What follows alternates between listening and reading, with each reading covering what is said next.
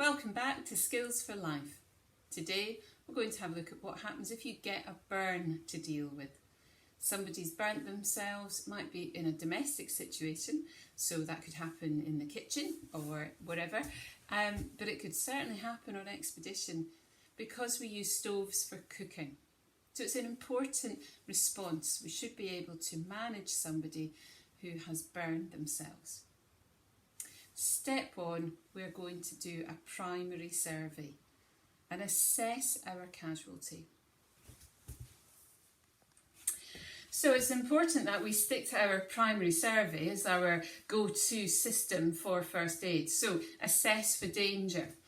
If somebody's burned themselves, then there may still be a risk of that being a hazard to you. So make sure that the fire has gone out, that the flame is distinguished, that you're out of danger. Assess the response of your casualty, have a chat with them, and you can then understand a bit more about how this injury is affecting them. Do they have an airway? Well, if they're chatting to you, then they do. Assess their breathing. Is it normal? With severe burns, breathing can become quite quick because the casualty's body is going into a state of shock. So just check out these vital signs. Remember our jigsaw puzzle from those early days. Colour, temperature, breathing, levels of consciousness. If they're affected by the illness or the injury, they're big sick. So bear that in mind. ABC, circulation, and in this situation we're looking at an injury, checking that injury, that burn.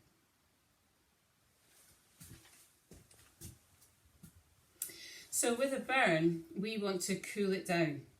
Now, running water is perfect, as clean as possible. If we're in the outdoors, we might have to improvise a bit. But we want to make sure that the wound is cooled down. Now, that might take up to 20 minutes. There's some new guidance on this that suggests that 20 minutes can be the sort of golden time. It used to be 10 minutes. So up to 20 minutes. And really what you're looking for is that area is becoming the same temperature as the skin around it. What about the severity of the burn? Well, as I've written up here, the location of it will help you to decide whether it's a big sick problem. So burns around the face are very serious. In the chest area, if it goes all the way round a limb, then that's something that we need to be careful of. And they're certainly going to be seen in hospital. If the wound is quite deep, so it's gone, below the surface of the skin, then it becomes an open sore and that will need to be seen in hospital.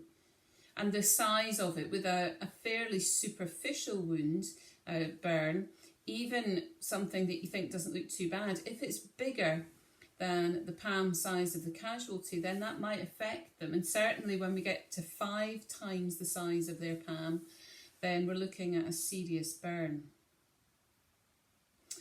Once we've cooled that down, we want to cover it with something that's really clean and non-adhesive. So cling film is great, and in first aid kits you can put cling film. You don't need to take the whole roll, just take a roll of cling film and chop it into smaller parts. Cling film is really clean, non-adhesive. But if you put it on the wound too quickly, then it will keep the heat in. And that's not good. So the wound has to be really cool before you put the cling film on. Laying cling film on the wound, don't wrap it up tightly. It's not your sandwiches. Yeah, so make sure that cling film is just laid on top of the wound. Or any other dressing that you've got, but you don't want it to be really fluffy. If the burn has resulted in fabric, so a lot of us wear synthetic fabric, if it's stuck to the skin, just leave it on and that wound will need to be seen in hospital. So still cool it down and protect it, but that casualty will need to be seen in hospital. So when it comes to dealing with a burn, follow your ABCs, assess for danger, assess the response of your casualty, make sure that they have an airway, that they're breathing, and you're chatting to them. Obviously they've got that, but looking out for those vital signs in our jigsaw puzzle. Are they affected by the illness or the injury? In this case, a burn.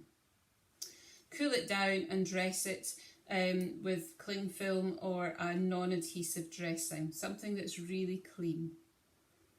Does it need to be seen in hospital? Well, that depends on the severity, the location of it, the depth of it, and the size of it.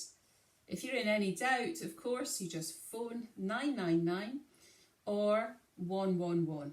111 will get you through to the NHS nurse practitioners team who will advise you on this burn and whether it should be seen in hospital.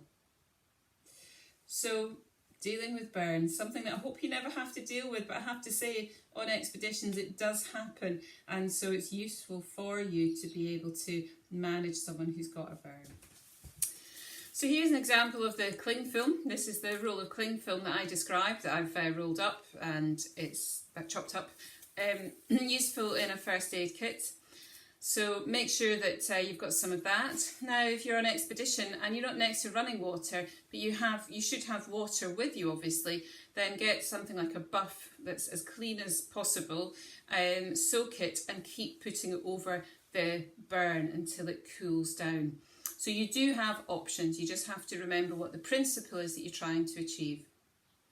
Okay folks, as I say, hopefully burns is something that you don't have to deal with, but I'm afraid at some point it's going to happen, even if it's just pulling out your pizza from the oven, then at least you now know how to deal with a burn.